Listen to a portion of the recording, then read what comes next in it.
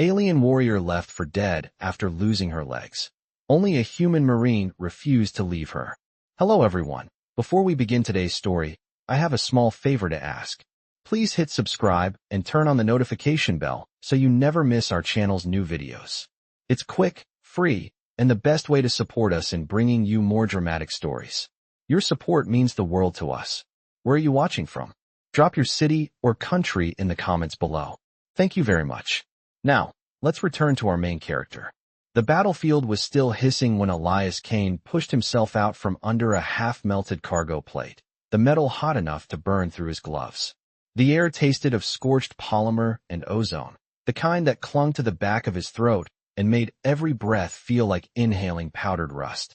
A crimson haze drifted low across the valley, stirred by distant plasma fires still chewing through ruined armor.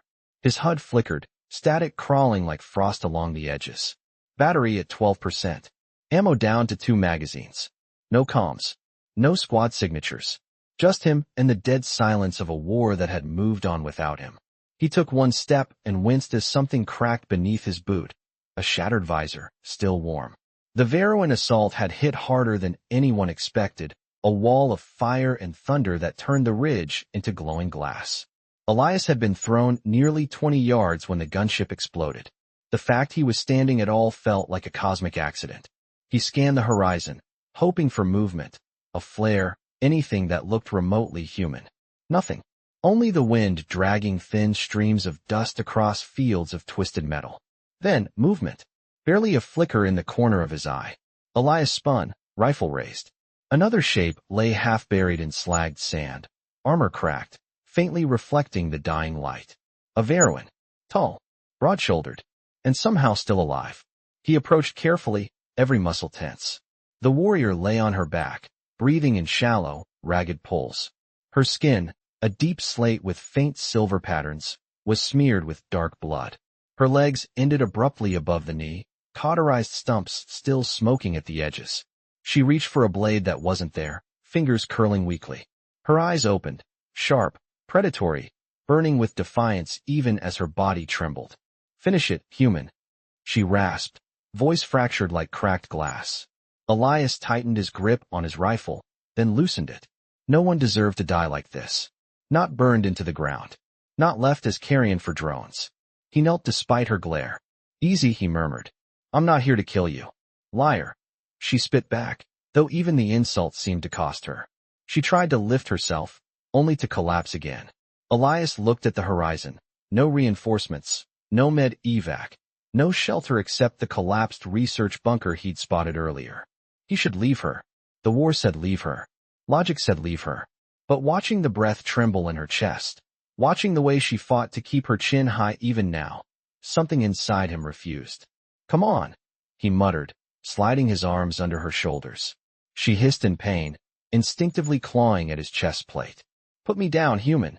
Not happening. He lifted her, surprised by the surprising density of Veroan muscle fiber. The heat of her blood seeped into his suit, metallic and sharp.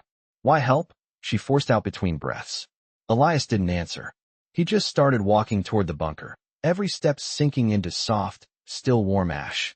Behind them, the battlefield crackled and groaned, like the world itself wasn't sure whether to let go or hold on. He kept moving anyway, the weight of a dying enemy soldier in his arms, and a single stubborn thought echoing in his skull. No one gets left behind. Human or not.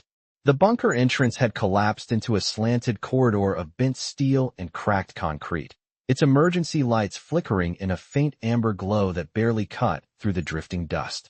Elias Kane shifted Rhyla Var'Kehl's weight carefully in his arms, her breath brushing weakly against his chest plate, hot with pain and frustration.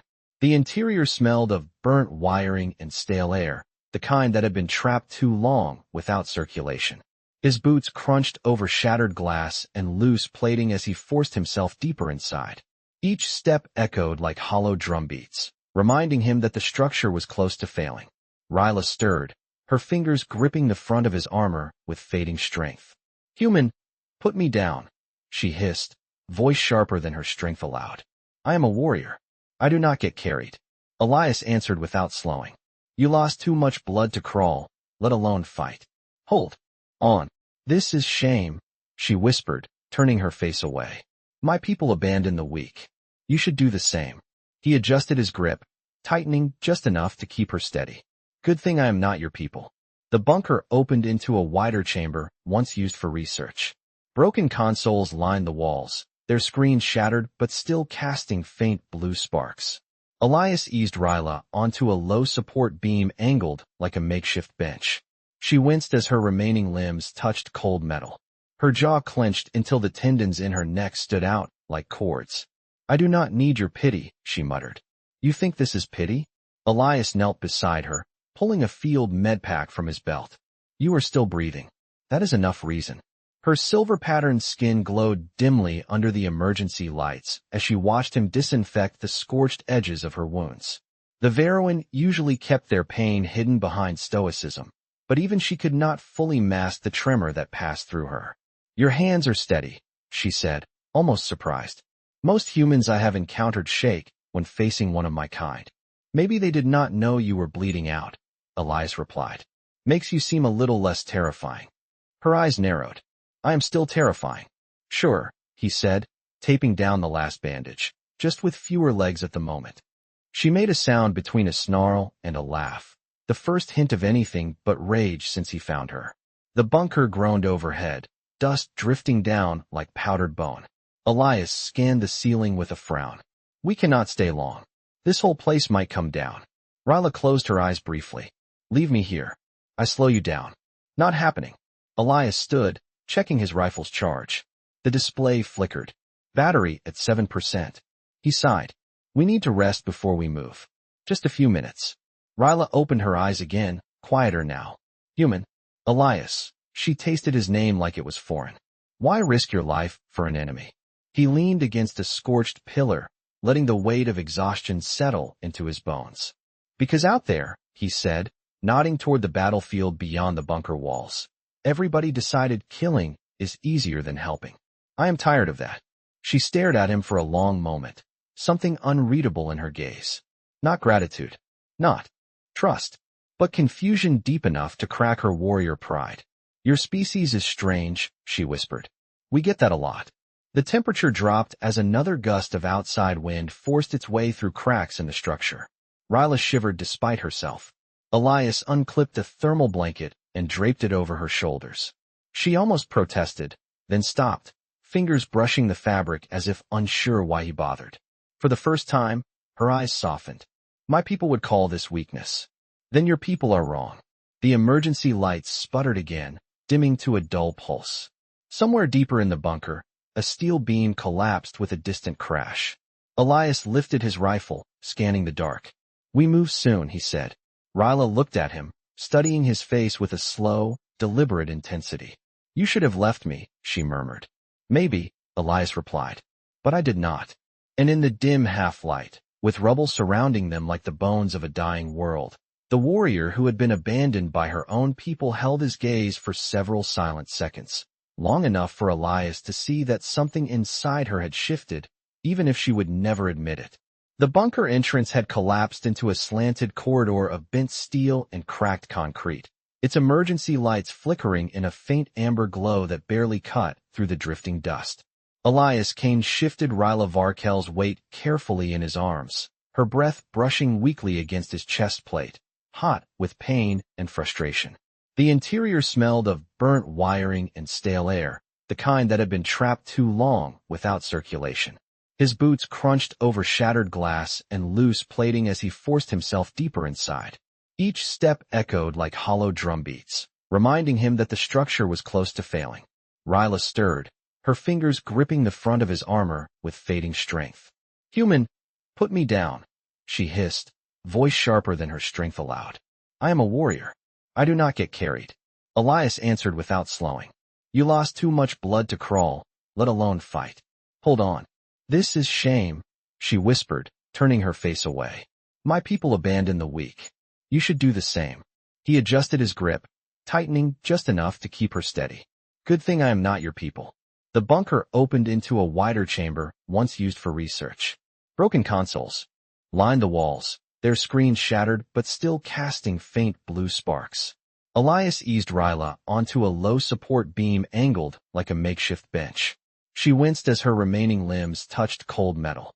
Her jaw clenched until the tendons in her neck stood out like cords. "I do not need your pity," she muttered. "You think this is pity?" Elias knelt beside her, pulling a field medpack from his belt. "You are still breathing. That is enough reason." Her silver-patterned skin glowed dimly under the emergency lights as she watched him disinfect the scorched edges of her wounds. The Veroan usually kept their pain hidden behind stoicism, but even she could not fully mask the tremor that passed through her. "Your hands are steady," she said, almost surprised. "Most humans I have encountered shake when facing one of my kind." "Maybe they did not know you were bleeding out," Elias replied. "Makes you seem a little less terrifying." Her eyes narrowed. "I am still terrifying." "Sure," he said, taping down the last bandage, "just with fewer legs at the moment." She made a sound between a snarl and a laugh, the first hint of anything but rage since he found her. The bunker groaned overhead, dust drifting down like powdered bone. Elias scanned the ceiling with a frown. "We cannot stay long. This whole place might come down." Rhyla closed her eyes briefly. "Leave me here. I slow you down." "Not happening." Elias stood, checking his rifle's charge. The display flickered. Battery at 7%. He sighed. "We need to rest before we move. Just a few minutes." Rhyla opened her eyes again, quieter now. "Human." "Elias." She tasted his name like it was foreign. "Why risk your life for an enemy?" He leaned against a scorched pillar, letting the weight of exhaustion settle into his bones. "Because out there," he said, nodding toward the battlefield beyond the bunker walls, "everybody decided killing is easier than helping. I am tired of that." She stared at him for a long moment, something unreadable in her gaze. Not gratitude, not trust, but confusion deep enough to crack her warrior pride. "Your species is strange," she whispered. "We get that a lot." The temperature dropped as another gust of outside wind forced its way through cracks in the structure. Rhyla shivered despite herself. Elias unclipped a thermal blanket and draped it over her shoulders. She almost protested, then stopped, fingers brushing the fabric as if unsure why he bothered. For the first time, her eyes softened. "My people would call this weakness." "Then your people are wrong." The emergency lights sputtered again, dimming to a dull pulse. Somewhere deeper in the bunker, a steel beam collapsed with a distant crash. Elias lifted his rifle, scanning the dark. "We move soon," he said. Rhyla looked at him, studying his face with a slow, deliberate intensity. "You should have left me," she murmured. "Maybe," Elias replied. "But I did not." And in the dim half-light, with rubble surrounding them like the bones of a dying world, the warrior who had been abandoned by her own people held his gaze for several silent seconds, long enough for Elias to see that something inside her had shifted, even if she would never admit it. The bunker shook again, a low metallic groan that rolled through the fractured chamber like distant thunder, and Elias Kane felt dust cling to the back of his tongue as he steadied himself beside the ruined console bank. He could hear the structure settling overhead, steel beams grinding under their own weight. Rhyla Var'Kehl had braced herself on her elbows, her jaw clenched in defiance even as pain flickered across her silver-patterned skin. The thermal blanket had slipped from her shoulders, and Elias caught it before it touched the floor, tucking it back around her with careful, deliberate movements. She watched him, unblinking, eyes like sharpened obsidian studying each action as if waiting for a weakness to reveal itself. "You are wasting time, human," she muttered, voice low but steadier than before. "Your strength would be better spent finding your own path to survival." Elias examined the cracked bulkhead leading deeper into the bunker. "We will survive if we move together," he said. "I am not leaving you." Her lips pulled into something bitter that might have been a smile if she had less pride. "You keep saying that, as if repeating it makes it logical." "It does not have to be logical," Elias replied. "It just has to be right." Rhyla shifted, her arms tightening as a tremor of pain rippled through what remained of her body. "Among my people," she said through controlled breaths, "a warrior who cannot stand is unworthy of being carried.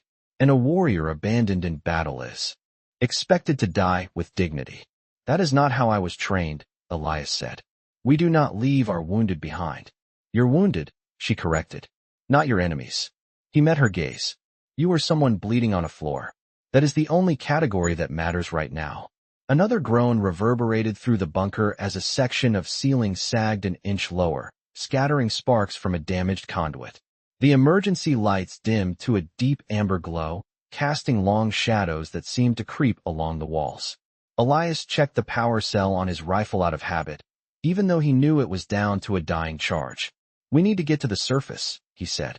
"There might be a ridge to the east with better cover. If we clear this hallway, I can carry you through before the bunker collapses." Rhyla exhaled a humorless laugh. "You speak as if endurance were infinite for your kind." "It is not," Elias said, "but it outlasts fear most days." He knelt again, adjusting the improvised bindings around her legs. Her muscles tensed under his touch, not from pain, but from instinct. "In Veroan doctrine," she said quietly, "to be lifted is to surrender strength to another. It is a bond only given to someone worthy." "Then consider this a temporary violation of doctrine," Elias replied. "You need the help." "And what do you gain?" she asked, narrowing her eyes. "Risk. Delay. Death, perhaps." Elias shrugged once. "Maybe I am tired of watching the world burn." A moment passed, heavy and silent, except for the distant rumble of shifting metal. Something in Rhyla's stare softened by a fraction, the smallest fracture in her warrior armor. "Your stubbornness," she murmured, "is unsuitable for a soldier." "I get that a lot." He slid his arms beneath her once more, feeling the density of Veroan muscle and the heat radiating from her wounded body. She braced herself, gripping his armor with surprising strength for someone who had lost so much blood. When he lifted her, she did not fight this time. She simply inhaled sharply and held on. The bunker shuddered again, harder now, dust falling like dry snow. Elias moved carefully toward the tilted corridor, each footstep crunching over debris. Behind him, broken machinery crackled with intermittent sparks, illuminating the ruined research chamber in brief flashes of blue-white light. Rhyla's voice was close to his ear, quiet but unmistakably sincere. "Elias Kane, if my people saw this, they would call you a fool." "What do you call me?" he asked. She hesitated, the pause longer than he expected. "Human," she said finally, "but not in the way I meant it before." He did not respond.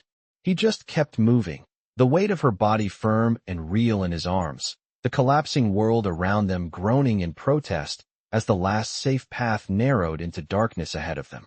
And for the first time since he found her, Rhyla did not look away. The corridor ahead narrowed into a jagged throat of twisted steel, lit only by the faint amber pulse of the emergency lights struggling to stay alive. Elias Kane shifted Rhyla Var'Kehl's weight in his arms, feeling the strain bite into his shoulders as he navigated around fallen beams and piles of shattered concrete. The bunker creaked above them with a sound that reminded him of an old ship hull under stress, bending but not yet breaking. Rhyla's grip tightened on his armor each time the floor vibrated, though she pretended not to notice. Her breath warmed the side of his neck, shallow but steadier than before. "You are carrying me as if I weigh nothing," she said quietly, the edge of defiance softened by exhaustion. Elias adjusted his steps. "You do not weigh nothing. My arms just have not had time to complain yet." "Human humor," she murmured, almost to herself. "A strange coping mechanism." "It keeps me moving," Elias replied. "If I stop to think too much, everything hurts more." A broken ventilation duct jutted down from the ceiling, its torn metal curled like jagged teeth. Elias ducked under it, turning his body so Rhyla would not brush against the sharp edges. She watched him do it with a look that was neither gratitude nor suspicion, but something between the two. "Elias Kane," she said after a long pause. "Earlier, you said helping me was the right thing, even if it was foolish. Do humans always choose what feels right over what is logical?" Elias did not answer immediately. The hallway curved, opening briefly into a side chamber filled with collapsed storage units and scorched research tablets. "Not always," he said, "but the good ones try." She studied him in silence, her dark eyes reflecting the faint light. "Like polished stone. Among my people, doing what feels right is considered dangerous. Emotion leads to weakness. Weakness leads to defeat. And yet," Elias said, meeting her gaze for a heartbeat, "you are still alive because someone chose differently." Her expression faltered, the faintest shift in her stern composure. As the bunker trembled again, Elias stopped beside a cracked support column and lowered her carefully onto a section of floor where dust had gathered in a shallow drift. He shook the stiffness from his arms, rolling his shoulders as he caught his breath. Rhyla braced herself upright using her forearms, refusing to lean back despite the obvious pain etched into the tight line of her jaw. "You should rest," she told him. "Even your human endurance will fail if you push too hard." "I will rest when we are outside," Elias said. "This place is seconds away from becoming a grave." Rhyla scanned the ruined corridor with a warrior's eye, noting structural weaknesses, angles of collapse, and the narrowing escape route. But then her gaze returned to Elias. Lingering on the tension in his shoulders, the dirt streaked across his cheek, the resolve in his eyes that had not wavered since the moment he found her in the wreckage. "Your people confuse me," she said softly. "You fight with machines and strategy, but your greatest weapon seems to be compassion. It makes no sense." "It does not have to," Elias replied. "It only has to work."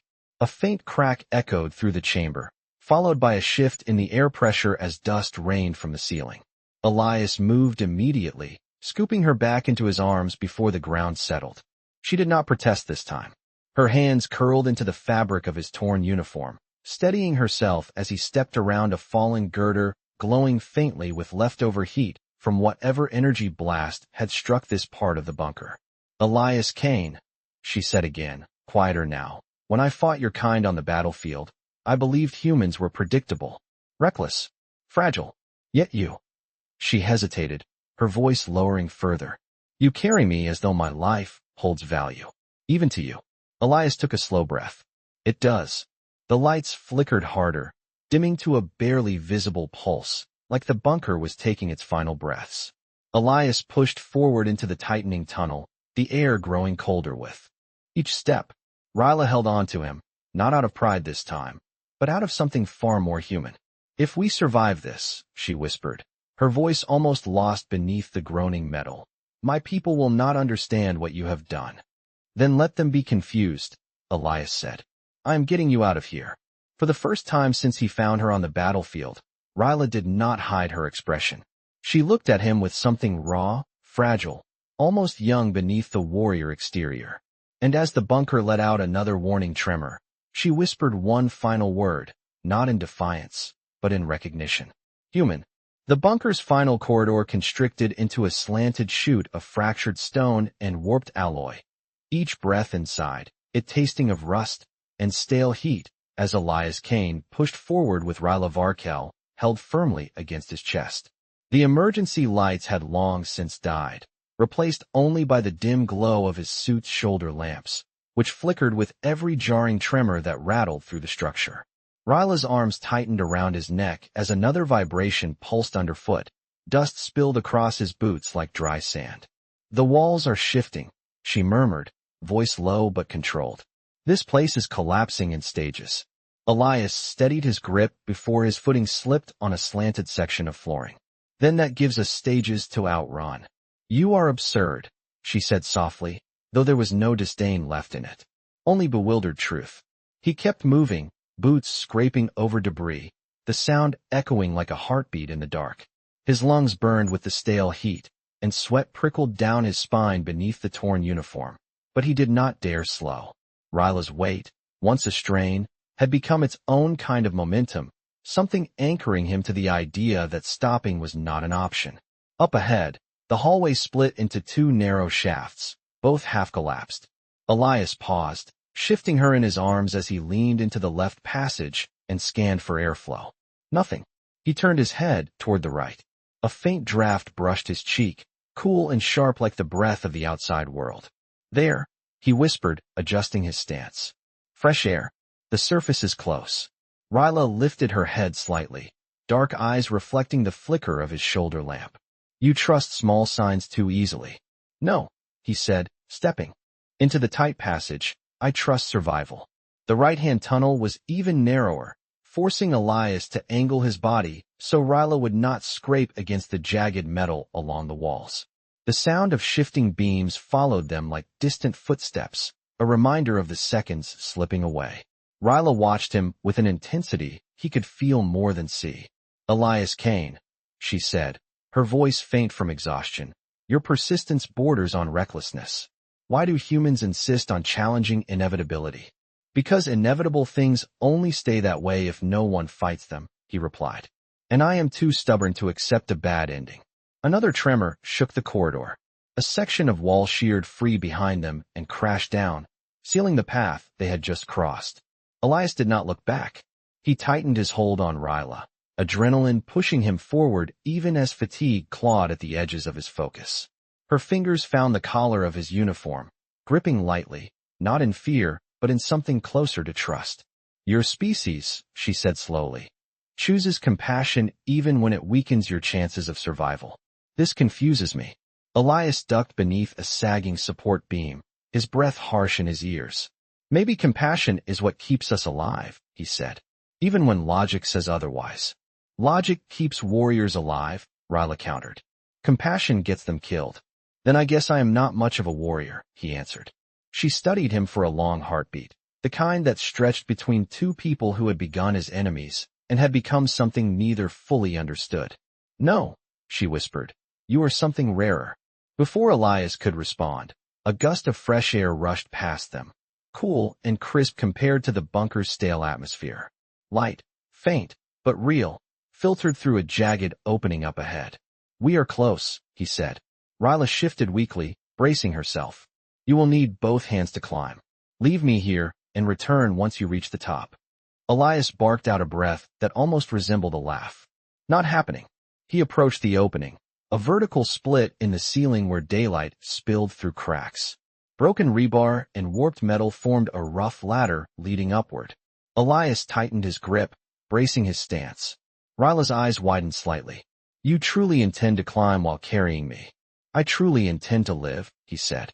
And that means getting us both out. She stared at him with a depth he had not seen before, her warrior pride and long-ingrained doctrine momentarily stripped away to reveal something raw and honest. Elias Kane, she said, voice barely above a whisper, you continue to act against all reason. He met her gaze. Good. Reason has not done us any favors today. With that, he placed his foot on the first beam and began the climb, the world above beckoning with every hard-earned inch, and Rhyla holding on to him as if her life finally depended on more than pride alone. The climb tore at Elias Kane's muscles, each pull straining against the weight of both his body and the wounded alien warrior held tightly in his arms. The twisted rebar ladder groaned under his boots, flaking rust with every shift, while daylight streamed through the jagged opening above them in thin, angled shafts.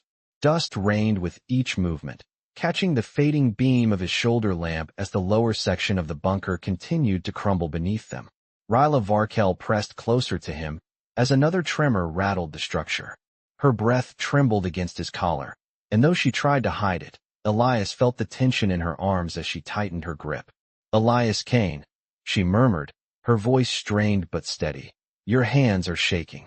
Only because I am busy climbing a collapsing bunker with a full-grown warrior in my arms, he replied, bracing his boot on the next rung and pushing upward.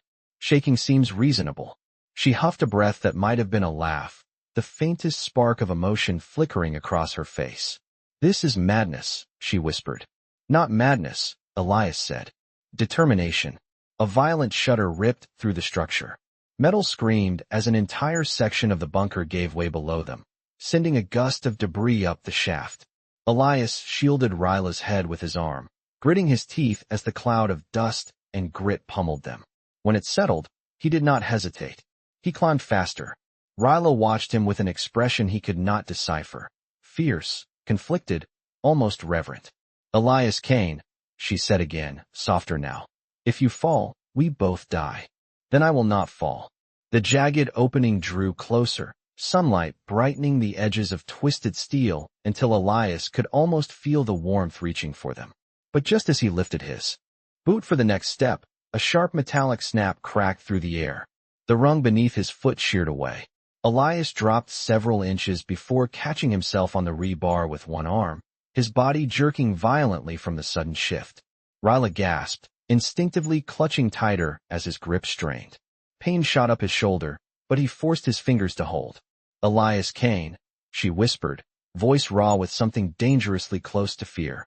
Put me down. You cannot climb like this. Not an option, he growled, swinging his weight toward a stable section of wall. The metal scraped against his boots as he regained his footing, chest heaving. We are too close. Your survival odds decrease every second you carry me, she said, her warrior logic returning in urgent tones. Leave me. Climb. Return if you can. I am not leaving you, he said through clenched teeth. Stop asking. She held his gaze, her expression cracking for the first time. My people, they would call this weakness. This attachment. This refusal to abandon a doomed ally. Elias took another step, then another. Good thing, he muttered, that I am not your people. Another tremor rippled upward, shaking loose a beam above them. It crashed down across the shaft, blocking the lower climb and shaking their narrow foothold. Elias pressed his back against the wall, shielding Rhyla from falling debris as the world roared around them. When the noise finally faded, dust hung in the air like smoke. Ryla's fingers trembled where they clutched his uniform. She drew in a slow, ragged breath. Elias Kane, she said quietly, why do you do this? What drives a human to risk everything for someone who has given you nothing? You gave me something, he answered. You were alive. Her eyes widened, the shield of her warrior discipline faltering completely for a heartbeat. Life, she whispered. That is enough for you. Every time, Elias said. Every damn time. He braced himself and pushed upward again. This time the sunlight reached them fully, a wash of gold across the broken edges of steel. The opening was close enough that Elias could see the blue sky beyond, a thin stretch of freedom waiting just above their reach. Rhyla swallowed hard, her voice barely audible. Elias Kane, she whispered, if we survive this climb, I will owe you a debt no warrior of my people has ever owed a human. Elias tightened his grip and lifted her toward the light. Good, he said. Then survive it with me. And inch by inch, with the collapsing world howling below them, Elias Kane carried the alien warrior toward the surface, unaware of the danger that waited just beyond the sunlight, or how deeply the universe was about to change for them both. The moment Elias Kane hauled himself and Rhyla Var'Kehl through the jagged opening, the world exploded into blinding sunlight and a blast of cold wind that ripped the bunker's stale heat from their skin. Elias staggered onto the rocky slope above the collapsed structure, boots scraping against loose gravel as the ground trembled from the bunker's final collapse beneath them. Behind him, the earth sagged inward with a deafening roar, swallowing the entrance entirely. Dust spiraled upward in a violent plume. Elias tightened his hold on Rhyla, bracing his stance until the shaking subsided. When he finally exhaled, the breath left him in a rough, exhausted sound that bordered on relief. Rhyla lifted her head slightly, her dark eyes narrowing against the bright sky. We survived, she murmured, almost in disbelief. You dragged both of us out of a tomb. I told you, Elias said between breaths. Bad endings only stick if we let them. But before he could fully steady himself, a sharp whine pierced the air. Then another. Elias froze. Ryla's fingers clenched around his uniform as 3 sleek Veroan scout drones crested the ridge, gliding low with metallic wings that flashed in the sun. Their sensors locked onto the pair instantly, red targeting rings blooming across their armored bodies. Elias Kane, Rhyla whispered, her voice tight with dread. Those drones are not here for rescue. They were sent to confirm my death.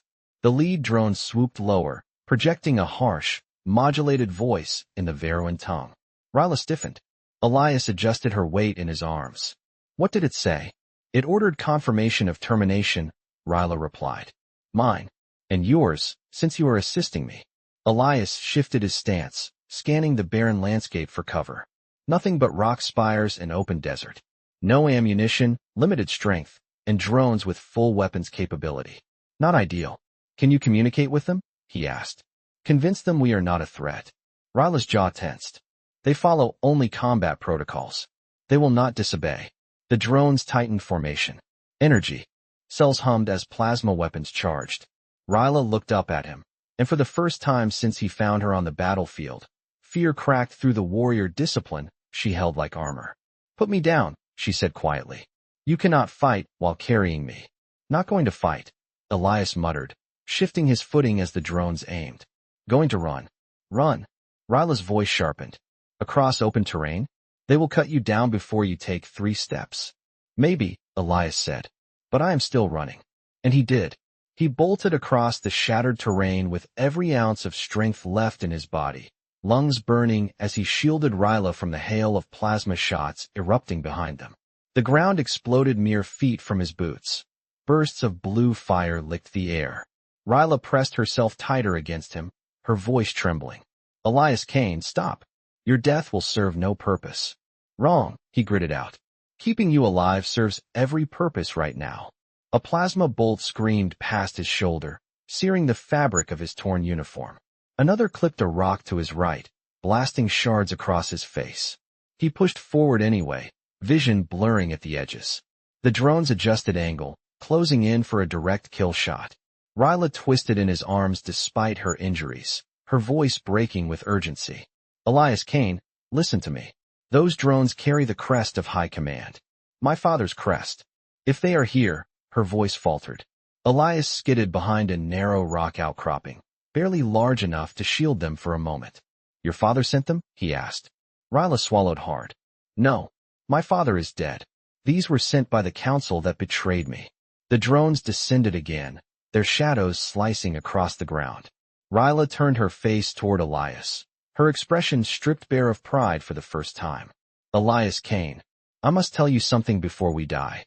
We are not dying today, he said, bracing himself. But she continued, her voice steady despite the chaos closing in around them. I am not merely a warrior of the Veruin.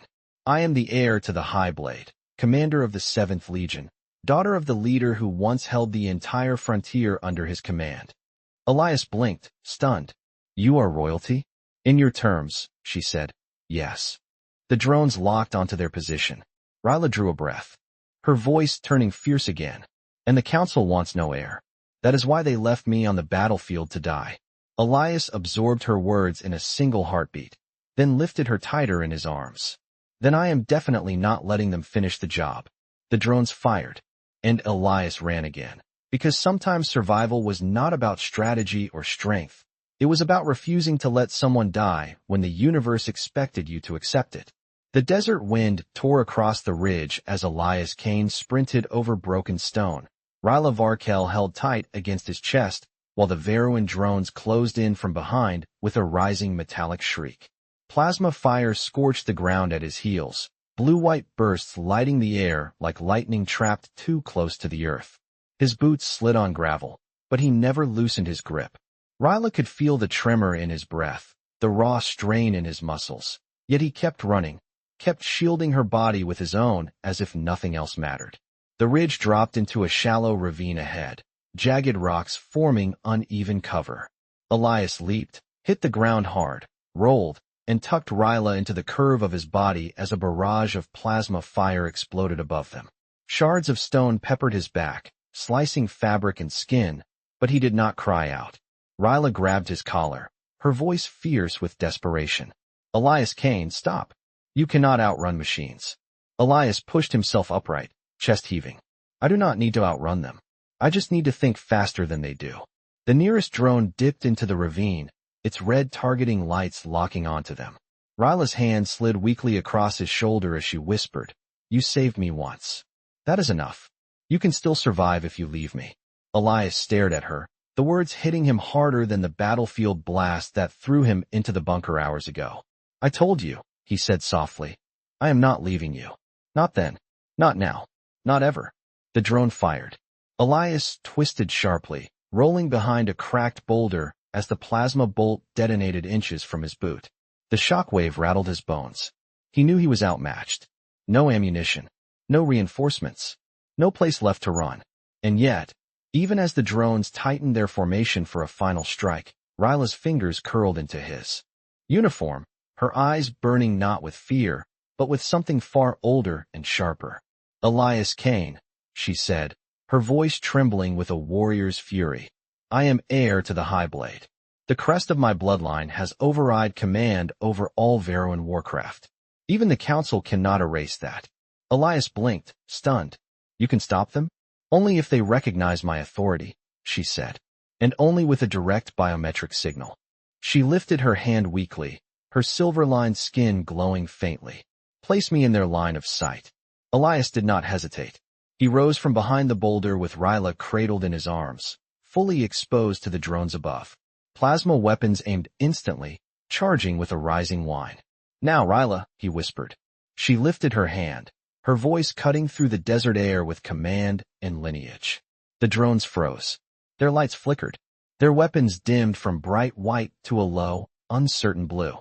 Then, one by one, they knelt in the air, metallic wings lowering in a gesture of submission reserved only for the ruling bloodline. Rhyla sagged against Elias, her eyes closing for a moment as relief washed over her. They obey, she breathed. They still recognize me. Elias exhaled shakily, tension draining from his body. Good, because I am out of ideas. The drones hovered closer, scanning Rhyla gently, no longer enemies but guardians awaiting orders. A moment later, a deep hum rolled across the sky. Elias looked up to see a Veruan command ship descending through the clouds, its hull gleaming with the same crest the drones bore, a symbol of authority and lineage restored. The ramp opened, soldiers in dark armor rushing down the slope. But they did not point weapons. They dropped to one knee as soon as they saw Rhyla. She drew a breath, lifting her chin despite her battered state. I am alive, she declared. And I was not abandoned. I was saved by a human who showed more honor than any council member who sought my death. The soldiers did not speak, but their silence was reverent. Elias looked at her, stunned. You did not have to say that. Rhyla turned her gaze to him, something soft and unguarded shining through the warrior's steel. I did, because the truth must be witnessed. A medic approached, but Rhyla caught Elias's hand before they could take her. Her grip was weak, but her eyes held him firmly. Elias Kane, she said, voice gentle yet echoing with meaning. You were not my enemy. You were my rescue, my defiance, my proof that humanity carries a strength my people never understood. She paused, her voice lowering. And I will not forget you. Elias swallowed, unable to find words. As the Veruan soldiers lifted her onto a stretcher, she never broke eye contact with him. The ramp began to close. The engines stirred. The wind swirled dust between them. And in the final moment, before the ship carried her into the sky, Rhyla whispered a single word meant only for him. Human. The ship rose. The dust settled. And Elias Kane stood alone on the ridge, the world silent around him except for the echo of a truth he finally understood. He had not been a hero. He had simply been human. And somehow, that had been enough.